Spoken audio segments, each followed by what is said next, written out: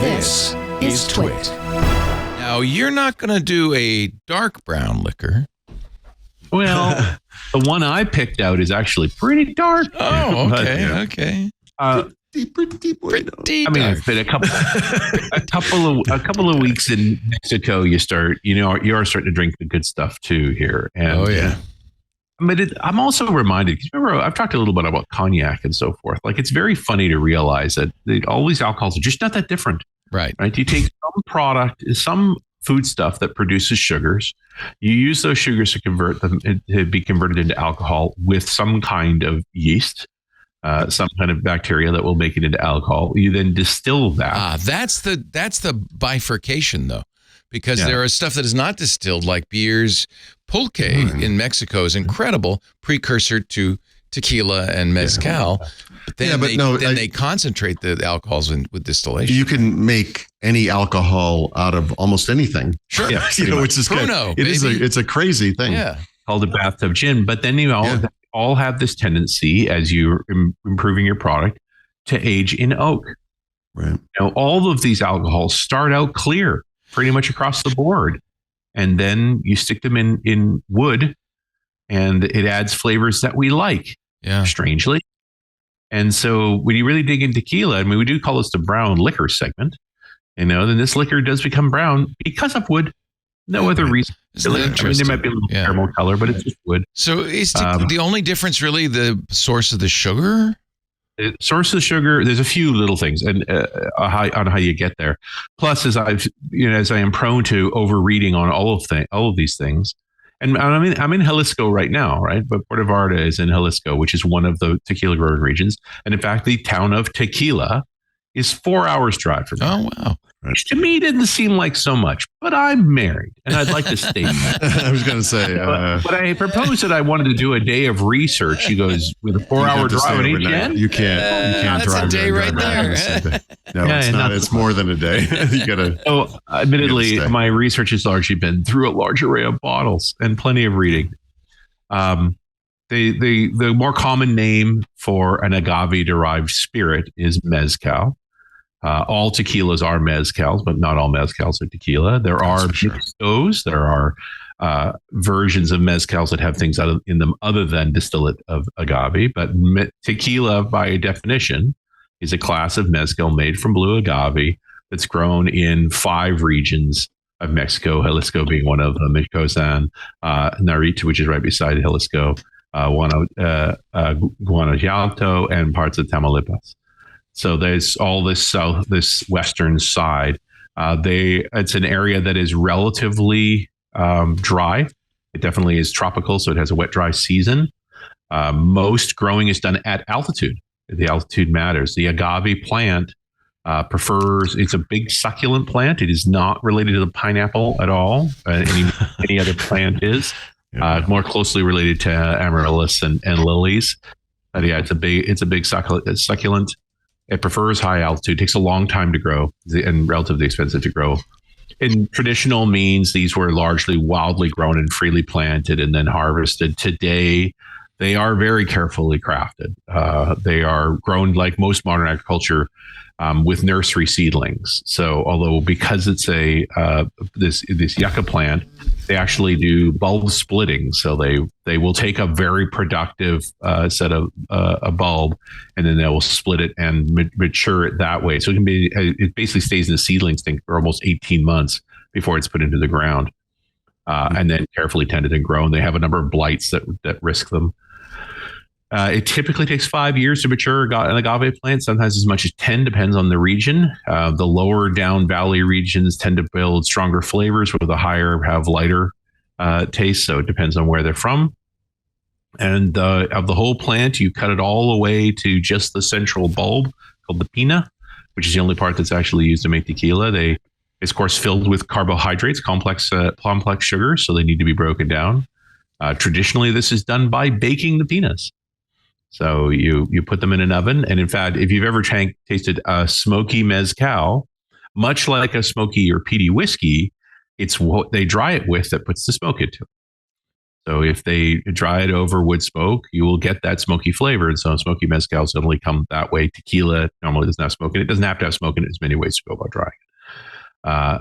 And that even is a sort of a traditional method to bake them first to break the sugars down. And then they would crush them. And for a few hundred years, they've been crushed primarily mechanically using a thing called a tahona, which is a long pole. It's a big, shallow bowl on the ground. It has a post in the middle of it with a long pole sticking out of it, and it has a big stone wheel attached to it. And typically animals, or sometimes a tractor, will drive around in a circle, turning this wheel, smashing the peanuts. That has some cleanliness issues. Like it's tricky to do that well, but that's the traditional method. You could do this with a mill, but over crushing the peanuts brings out quite bitter flavors. And so the modern technique now, you shred the peanuts and then put them through what's called an extraction diffuser, where it's mixed with warm water and a series of stages that gradually extracts as much sugar from them as possible. And then they'll further cook that liquid, which still has long chain sugars in it, in a hydrolyzer, basically a big boiler, to break the sugars down into glucose and fructose, the stuff that yeast can ferment successfully. Traditional tequila is lambic fermented. That is to say, they don't directly introduce yeast to it at all. It's left in open containers, and the ambient yeasts in the airs are what inoculate it. This can take up to a week or 10 days to produce what is known as musto, very much like a wort.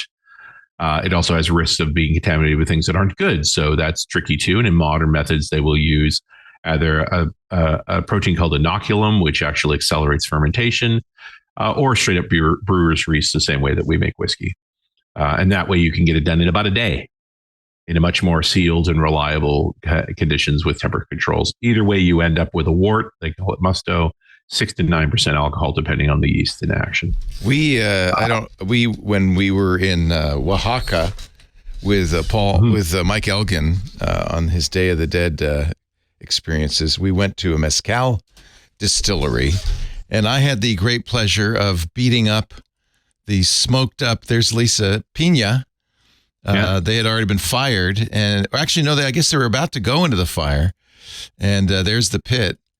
And this is an old school mezcal distillery. That's a Tahona, yeah. Yeah. This is the wheel where they smoosh it.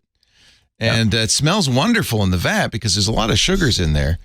But then, it's quite sweet. Yeah. And then it ferments for a while. And you could tell it's fermenting, can't you?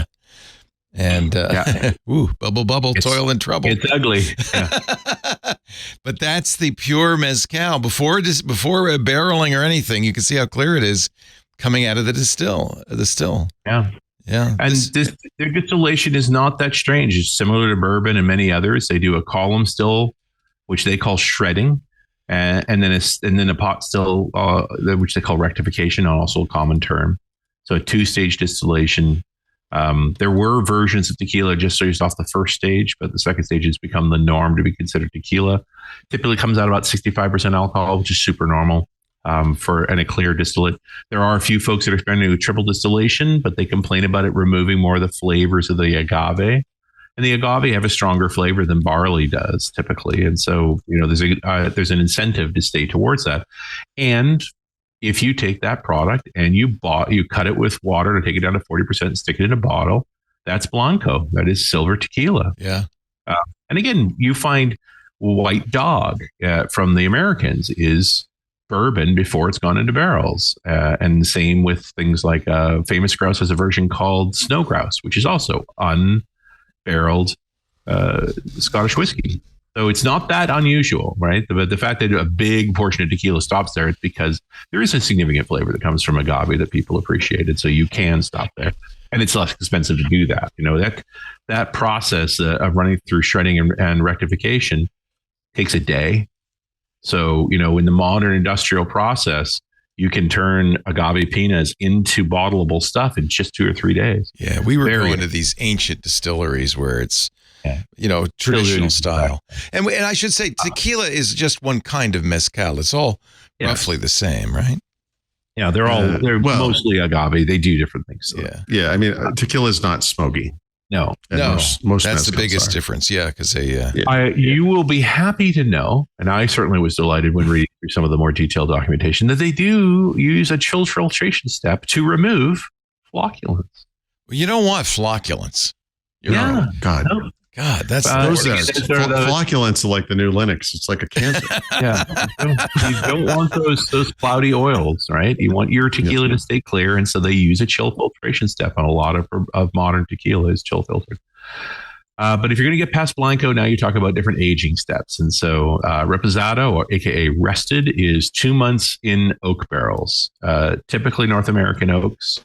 Nothing special about them; they tend to be pretty straight up. If you put it for 12 months in an oak barrel, you can call it aged orange. Nice. There are arguments about the sizes of barrels. There are limits. They can't be smaller than 200 liters. With Reposado, there have been barrels as big as 20,000 liters, still considered Reposado barrels. With the Anjo barrels, it's down around 600. There are extra Anjos, which are aged past 3 years, is considered unusually long. And it's because of the conditions. This is the same situation that American bourbon is in, where the temperature ranges are too wide. It gets too warm. And so it's very easy to lose alcohol and or water, depending on your humidity and temperature levels. And so the longer you spend in the barrel, it often can go quite bitter. And so a 20-year aged tequila is a very unusual tequila. It means they've done something different in the aging process. They've kept it in a colder clime, more temperature controlled.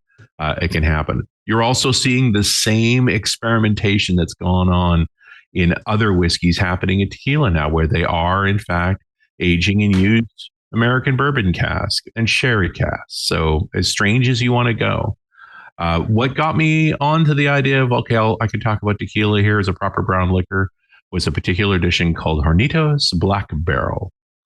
Hornito is a distillery in the tequila region. Again, it would be about a 4-hour drive from here.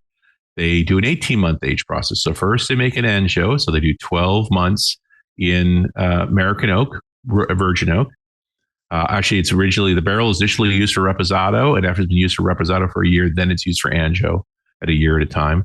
Then they take it out and they rebarrel it for 4 months in what they call a charred oak barrel. So I think it's barrels that they fired hard to charcoal to take certain bitter compounds out to add a different flavor to it. And then 2 months in lightly toasted oak. So that's much more the American oak style before it's used by bourbon.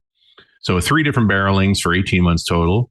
The good news is inexpensive. I found this at Total Wine for $30.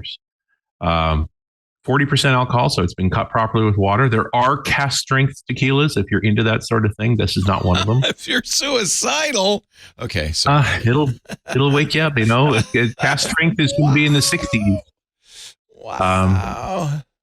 But also that they tend not to lose much alcohol in the aging process, so you can get some still at the high level, just because they run at such low humidities that they're often losing water from the barrels more than they're losing alcohol. So in order of age, it's Cristalino, Añejo, and then Reposado, or? Reposado is the rested. It's 2 months in barrels. And Añejo is at least a year. Okay. And then there are extra. And so the Black Barrel has been a real award winner because it's the Añejo, but then they've done additional barreling with it. You can see how dark. Yeah, it's beautiful. Yeah. One of the flavors that I find from some tequilas that you don't find from other grains that I really appreciate is that pepper note. Just a real punchy pepper up front rather than spicy. And but other than that, drinks really smoothly. This was a comfortable couple of ounces. I wouldn't even put ice in this. It doesn't need it. It's a beautiful bottle too. I love it. Yeah, and for $30, you kind of can't go wrong. Like, that's amazing. Goodness. Yeah. Like everything in Mexico, it's affordably priced.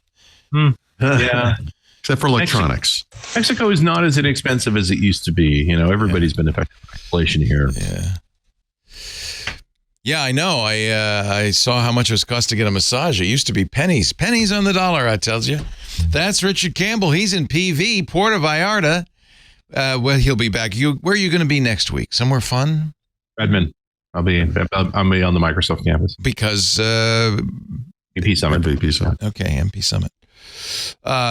Richard's RunAsRadio.com. That's where you'll find his podcasts, both Run As Radio and .NET Rocks.